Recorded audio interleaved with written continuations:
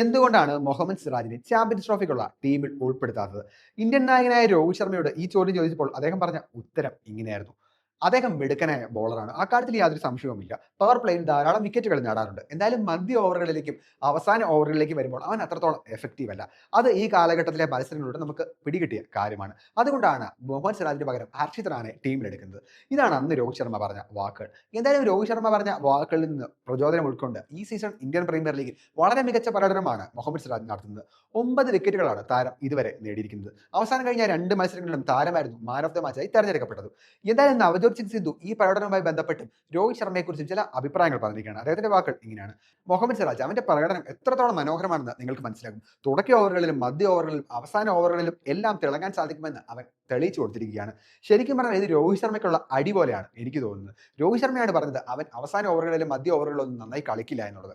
ഇപ്പോൾ ഇതാ മികച്ച പ്രകടനം നടത്തി അവൻ രോഹിത് ശർമ്മയ്ക്കുള്ള അടിയാണ് കൊടുക്കുന്നത്. ഇതാണ് നവജോത് സിംഗ് സിദ്ധു പറഞ്ഞ വാക്കുകൾ.